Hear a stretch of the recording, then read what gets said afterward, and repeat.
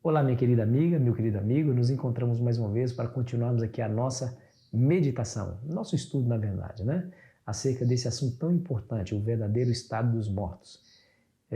Obrigado por sua companhia mais uma vez, por suas orações, obrigado pela pregação do Evangelho que você me ajuda compartilhando esse vídeo com seus amigos. Se você ainda não é inscrito, por favor, se inscreva no nosso canal, marque ali o sininho para você receber as notificações dos vídeos que vão entrando no ar. E se você gostou do nosso conteúdo, não se esqueça de deixar o seu gostei ou o seu não gostei, tá bom? Dois exemplos do Antigo Testamento. Deixa eu ler a Bíblia para você. Lá em Hebreus 11, verso 35, nos diz assim, ó: mulheres receberam pela ressurreição os seus mortos. Como nós vimos ontem, algumas pessoas ressuscitaram mesmo antes da morte e ressurreição de Jesus. No caso, o primeiro caso que nós avaliamos foi o caso de Moisés. Agora nós iremos ver dois casos. O primeiro é uma pobre viúva lá da cidade de Serepta, que era uma fenícia. Ela ficava ali naquela região fora de Israel.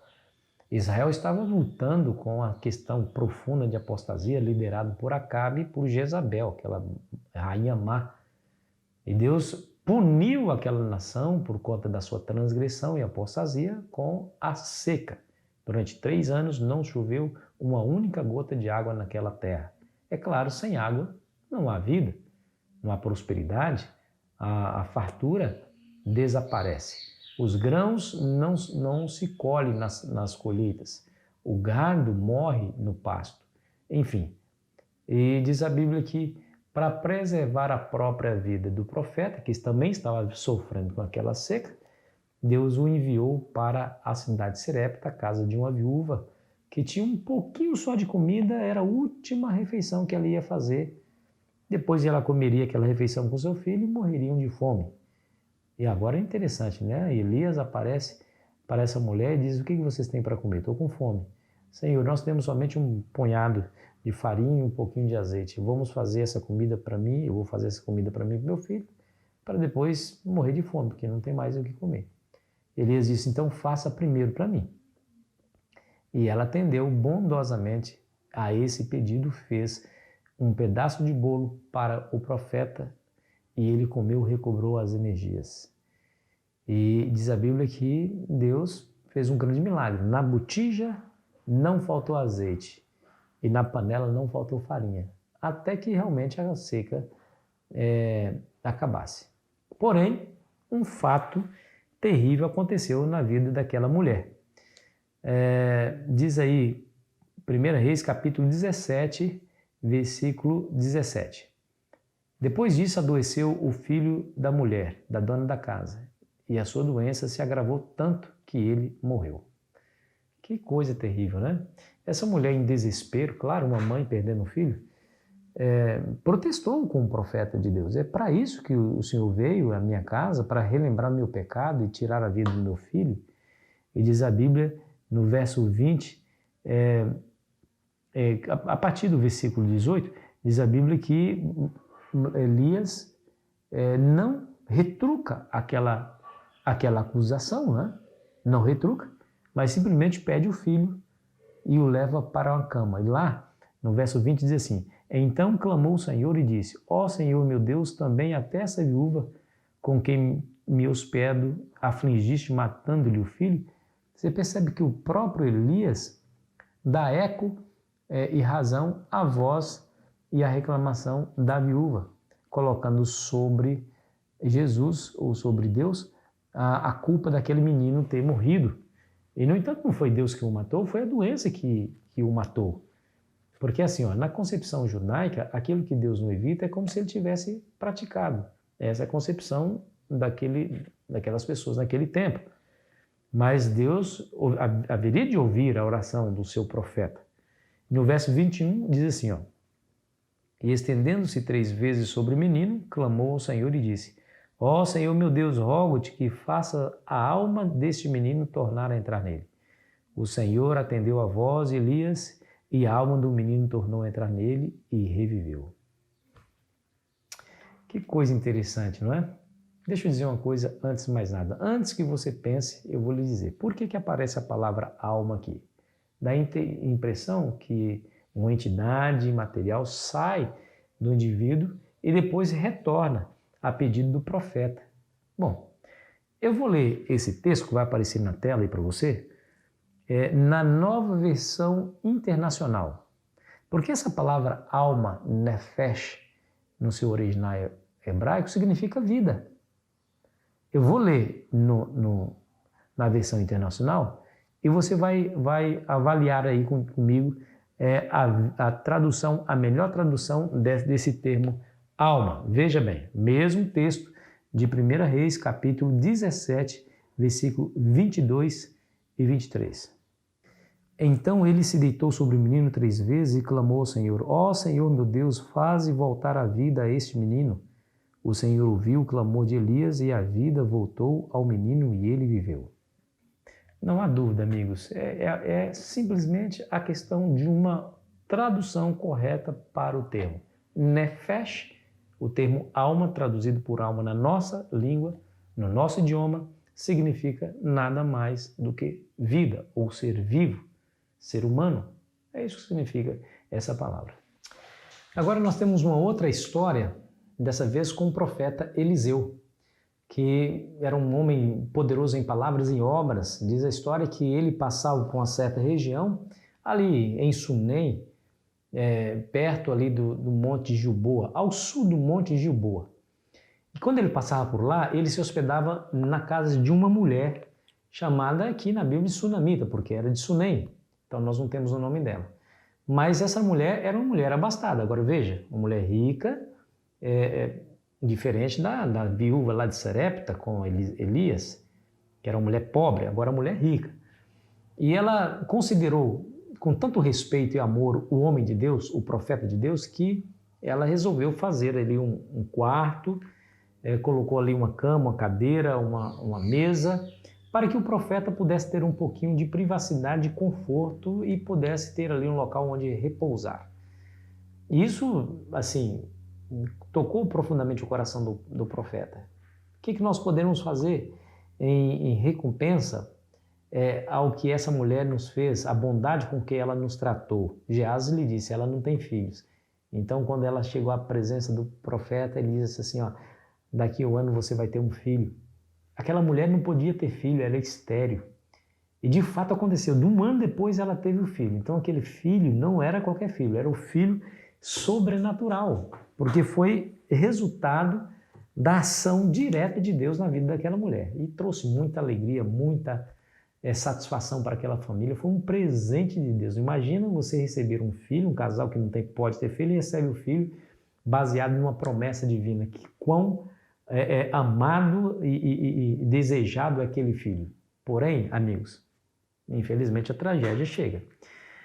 Em 2 Reis, capítulo 4, versículo 20, diz assim, ó, e ele tomou e o levou à sua mãe, sobre os cujos joelhos ficou sentado até o meio-dia, e morreu. Esse menino estava lá com o pai no campo, e daqui a pouco ele começa a gritar de dor de cabeça, dor de cabeça. O pai pede para que alguém leve o menino para a mãe recebe o menino, coloca em seus braços, ali nas suas pernas, no seu colo, e infelizmente o menino morre. Que tristeza, que frustração, que sofrimento, que desespero. Bom, aquela mulher espiritual como ela, entendeu que aquele filho foi uma promessa de Deus cumprida e que lhe foi dado de maneira sobrenatural. Ela acreditou que o homem de Deus, usado pelo Senhor para lhe trazer aquele menino, poderia resolver a situação. Diz a história que ela correu o mais expressa possível até a cidade onde o profeta estava e lhe relatou toda a história. O profeta se comoveu, claro. A primeira coisa foi pedir para que Geazi isse adiante, fizesse alguma coisa. Veja aí o verso 28. Disse ela, pedi eu ao meu senhor algum filho? Não, disse eu. Não me enganes? Disse o profeta Geazi, cinge os lombos, toma o meu bordão contigo e vai. Se encontrares alguém, não o saúdes. E se alguém te saudar, não lhe respondas. Põe o meu bordão sobre o rosto do menino. Em outras palavras, estava dizendo assim, corra o mais rápido que você pode. Não se atenha, Não converse com ninguém, porque o caso é urgente. Vá lá, coloca o meu bordão sobre a cabeça do menino para ver se ele ressuscita. Porém, houve uma frustração, porque assim ele fez e nada aconteceu. O versículo 31 diz: Geazi passou adiante deles e pôs o bordão sobre o rosto do menino, porém não houve nele voz nem sinal de vida. Então voltou a encontrar-se com Eliseu e lhe deu aviso e disse: o menino não despertou. Aí o profeta pessoalmente teve que resolver a situação. Claro que o profeta já vinha atrás, né? Junto com a mãe do menino.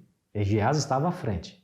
Geazi, quando fez o que o profeta disse e não teve resultado, voltou e se encontrou com o profeta, mas agora todos estavam indo em direção à casa. E diz a Bíblia que ele usou das suas habilidades espirituais para tentar ajudar. E o verso 34 diz: subiu à casa, deitou-se sobre o menino e, pondo a sua boca sobre a boca dele, os seus olhos sobre os olhos dele e as suas mãos sobre as mãos dele, se estendeu sobre ele e a carne do menino aqueceu. Então se levantou e andou no quarto uma vez de lá para cá e tornou a subir e se estendeu sobre o menino.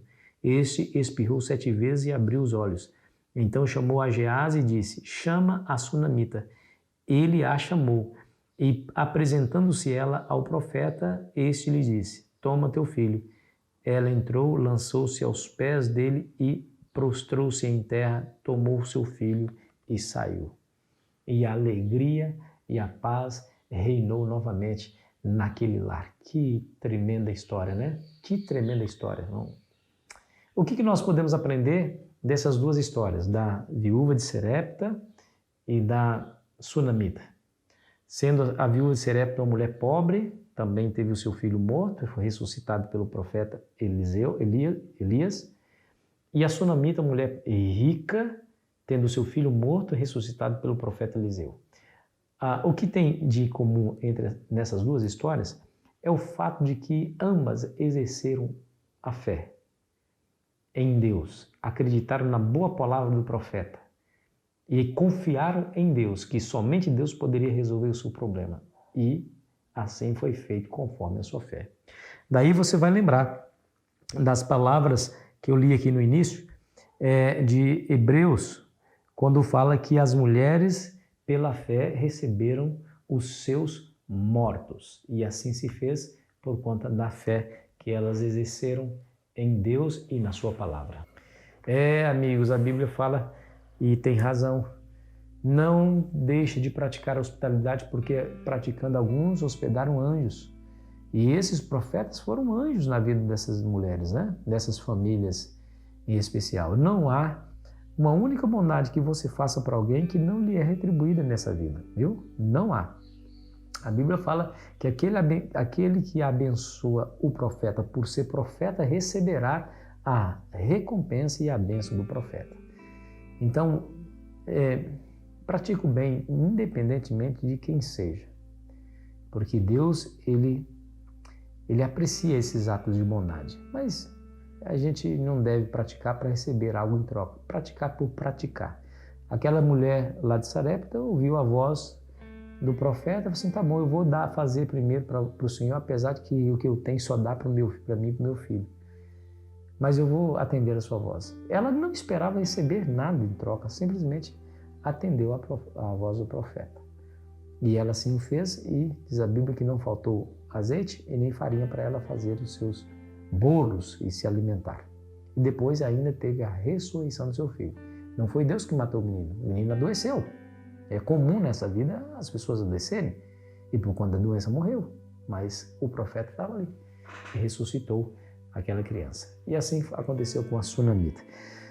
Faça o bem sem olhar a quem, porque Deus olha por você. Vamos orar?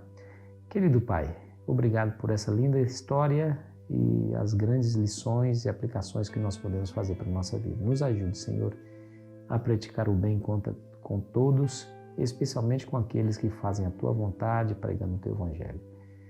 Que nossas portas se abrem para esses homens e mulheres de Deus, porque eles estão fazendo o que o Senhor pediu para eles fazerem. Dê-nos a Tua paz, Senhor, a Tua direção e a sabedoria para discernirmos certos momentos adequados e as pessoas corretas, em nome de Jesus. Amém. Foi muito bom estar com você, querido amigo, querida amiga. Amanhã continuaremos aqui a nossa jornada. Aproveite bem a sua segunda-feira.